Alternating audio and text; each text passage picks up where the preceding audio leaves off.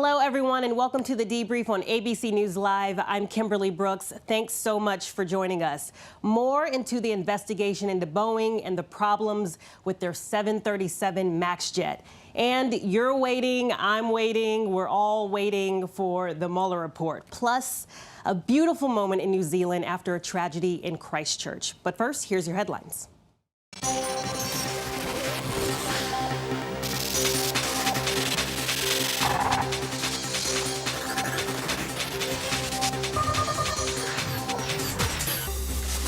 U.S. and NATO officials report 2 U.S. service members killed in action during an unspecified operation in Afghanistan.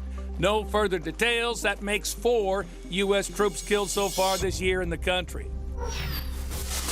Miller Lite uses corn syrup. Let us take it to them at once. Miller Coors is suing Anheuser-Busch after a Super Bowl commercial said Coors Light and Miller Lite have corn syrup in them. The company claims Budweiser was trying to scare customers who may confuse corn syrup used in the fermenting process for high fructose corn syrup found in soda. Miller Coors wants the ads to stop. International Skating Union officials say they are satisfied that American Mariah Bell did not deliberately injure a Korean skater during warm-ups for the World Championships. A representative for 16-year-old Insu Lim claimed that Bell intentionally cut Lim's calf with her skate. The Mets say they plan on changing their stadium's address to honor a franchise legend. The team tweeted yesterday that the 126th Street entrance to Citi Field will be renamed for Tom Seaver. Such a change requires approval from several local officials, which in this case should not be a problem. The 74-year-old Seaver was recently diagnosed with dementia, and he retired from public life. Divers off the coast of Florida coming across a giant of the seas. Nestled among the airplane barge wreckage of Tarpon Springs, Florida, a giant stingray the size of a car. Photographer Howard Cohn also coming across a grouper he estimated to weigh 450 pounds.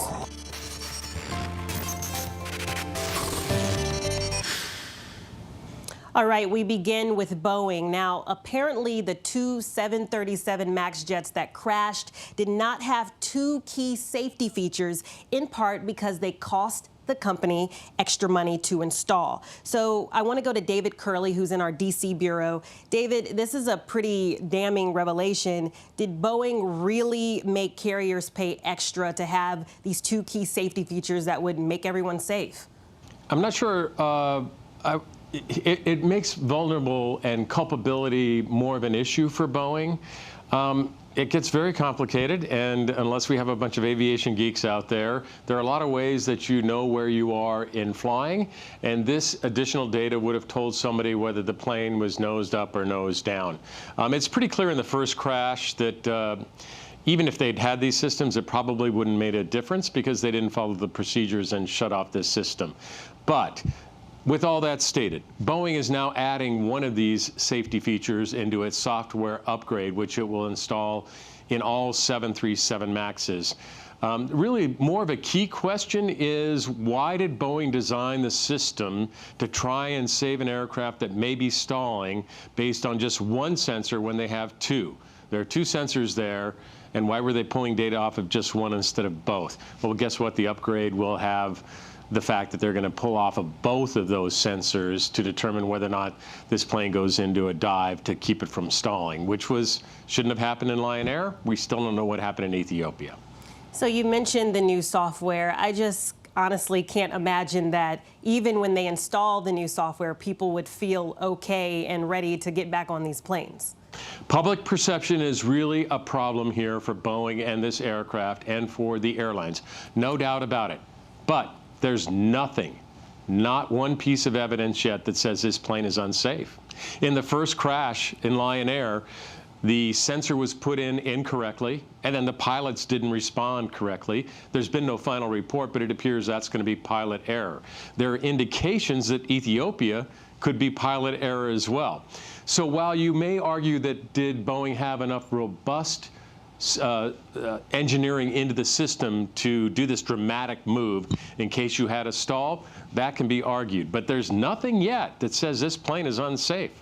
Is there anything else that we should be focused on in this investigation?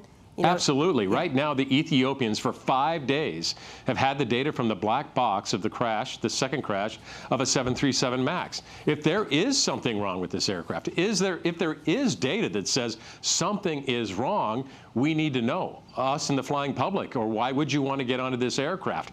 And they have not released one shred of evidence one way or the other as to whether or not that plane went down in Ethiopia a week ago Sunday because of pilot error, because there's something inherently wrong with this aircraft.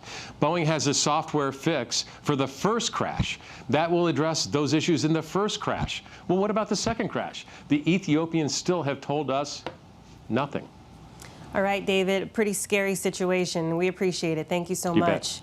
So let's move overseas to Mozambique. We've been keeping tabs on this story. Thousands of people are still waiting to be rescued after that major cyclone that hit Mozambique. Recovery has begun, but the flood waters still continue to rise. So Ian Panel's on the ground in Beira.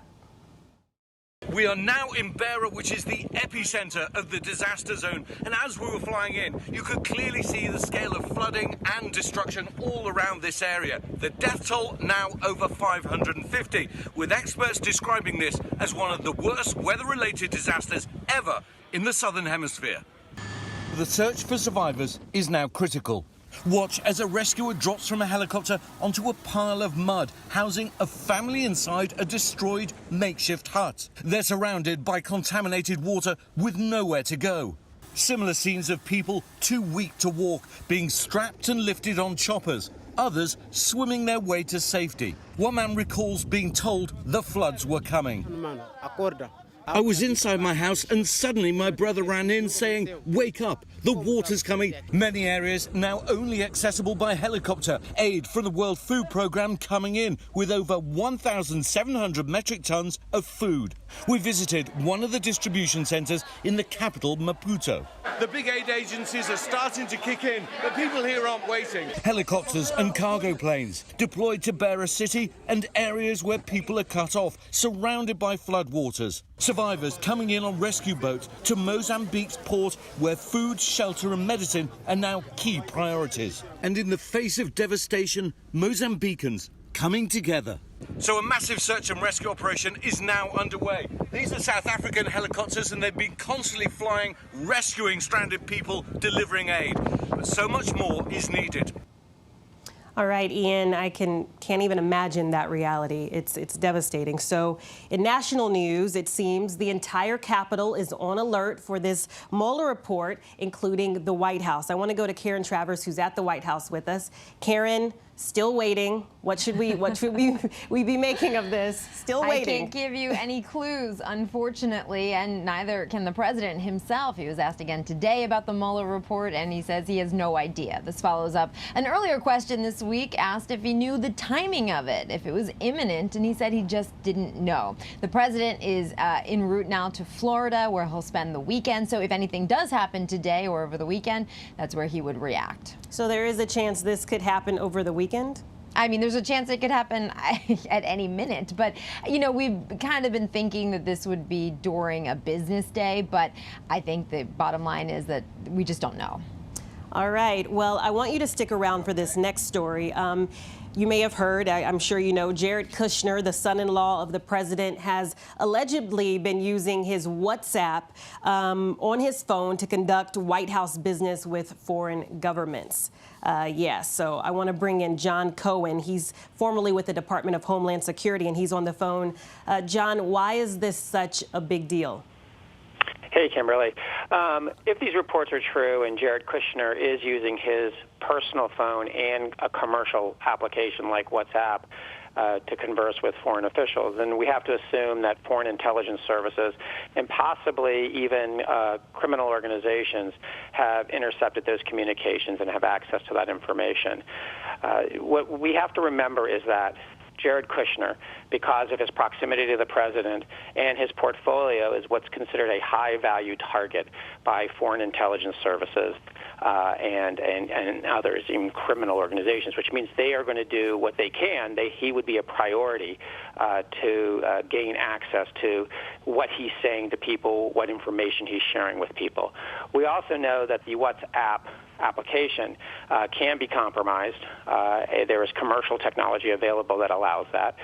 And we also know that smartphones in and themselves can easily be compromised by people who have the technical capability to do so. And once they're compromised, that means a foreign intelligence service or a criminal organization can see what you're typing, can look at your contacts, can overhear your conversations. They can even turn the phone into what we call a collection platform, where they can activate your microphone, they can activate your video, and they can essentially listen into any conversation you're having, whether it's over the phone or whether it's because you're simply carrying the phone with you. So if these reports are true, it would be very troubling, and it could mean that there's a very significant gap in the protection of critical information that Jared Kushner has at his disposal through meetings or that he's communicating over the phone with other foreign officials.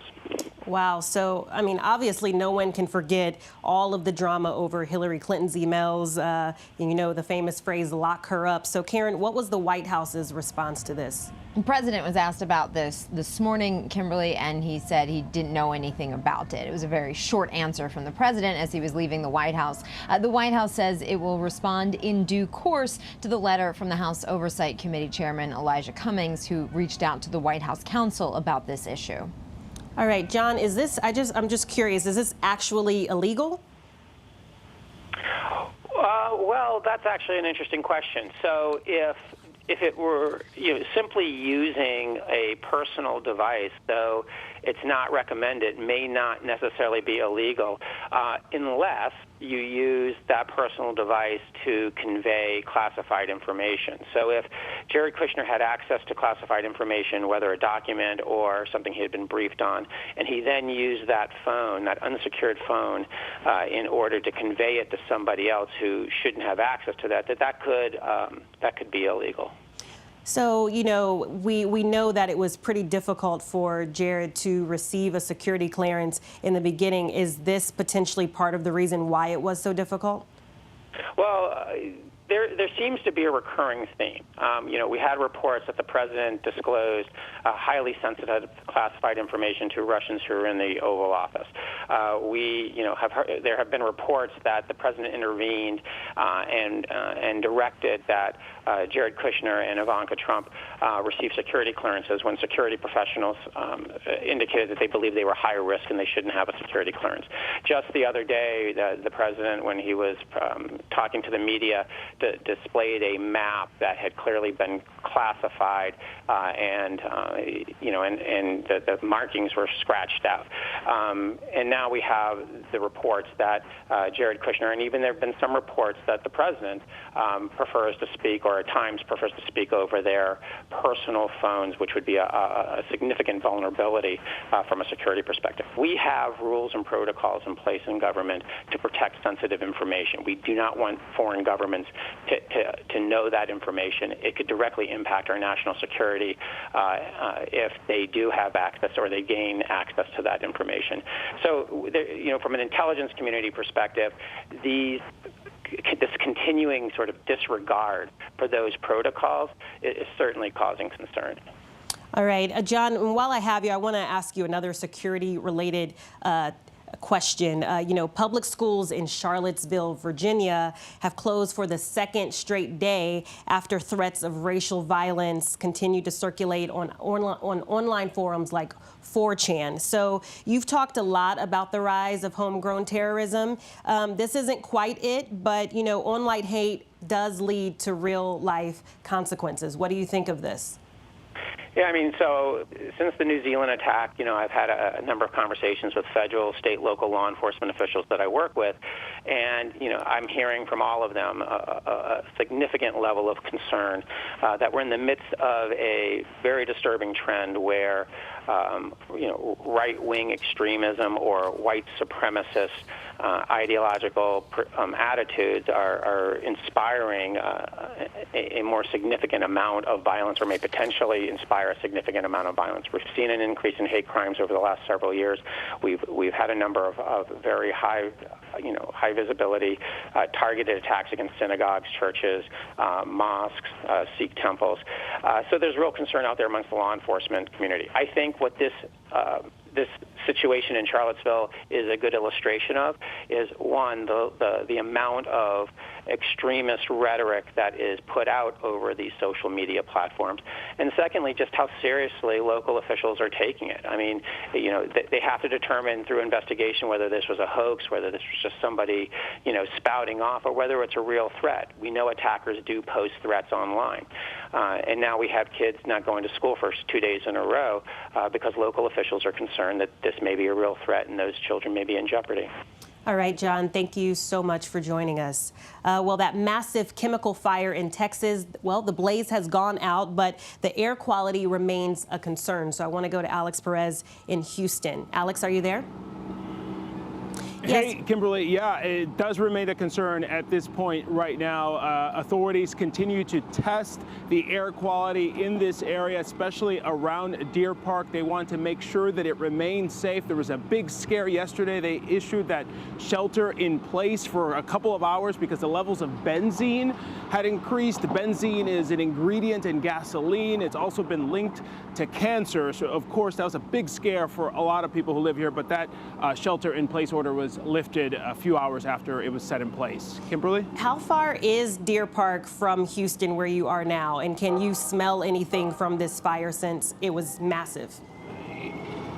It's generally the same area. We're talking about Houston and Deer Park border each other. So everyone in Houston and this area, this part of Houston and Deer Park and Pasadena, Texas, that entire area, they're all concerned about the air they're breathing. And as you might imagine, we've seen those images of the billowing smoke coming from that fire. The wind can take that anywhere. So everyone across the area is worried about that smoke. But officials say that fire, as we know, is now out. They've sprayed this special foam over the chemicals that are there. It contains the chemicals. And what they're doing is they're slowly draining the chemicals that are left, the chemical that is left inside of those huge tanks, what's left of them, slowly removing them and getting them out of the way. So with each passing minute, they're getting closer and closer to sort of finally, completely containing and ending this incident. All right, Alex, thank you so much. Be safe out there. We appreciate it. So I think, you know, after we're talking about air quality, I think it only makes sense to know what's going on with the air and the weather in the rest of the country. So here's a proper national forecast from Rob Marciano. Rob?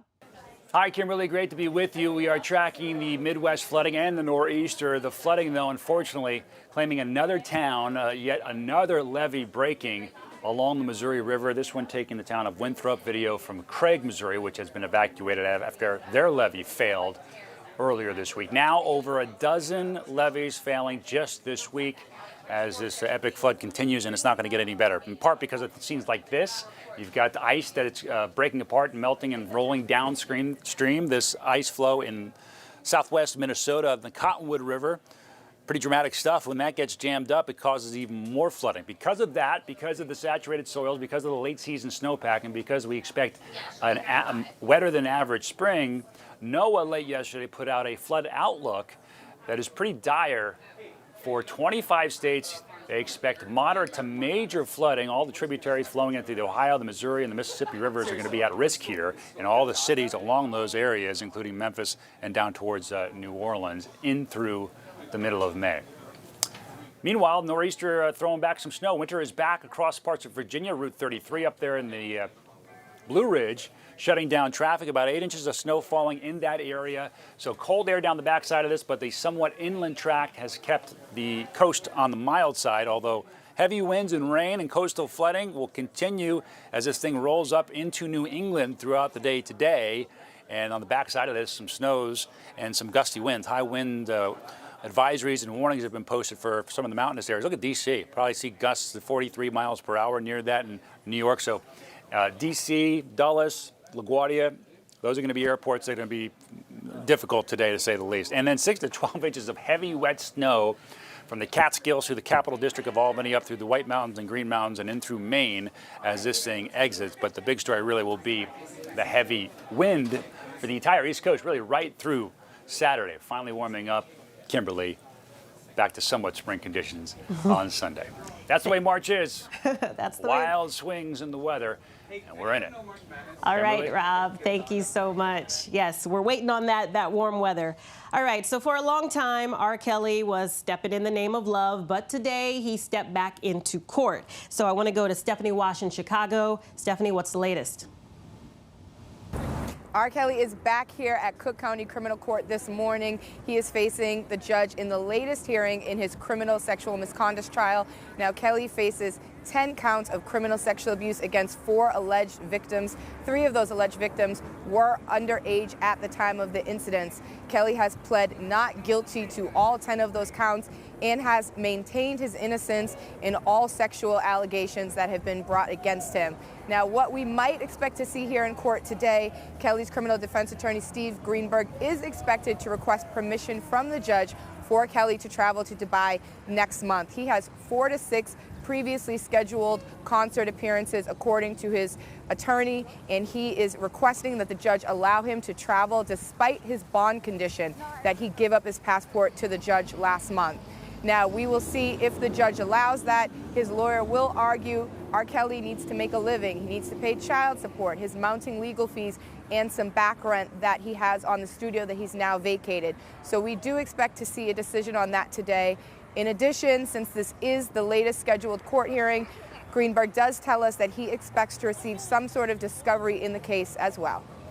All right, Stephanie, thank you. So we want to end today with a beautiful video out of a tragedy. New Zealand was called to prayer 1 week after a terrorist attack on 2 mosques that left 50 people dead. The Prime Minister, Jacinda Ardern, led the prayer service near Al Noor Mosque, where most of the victims were killed. So here's what she said.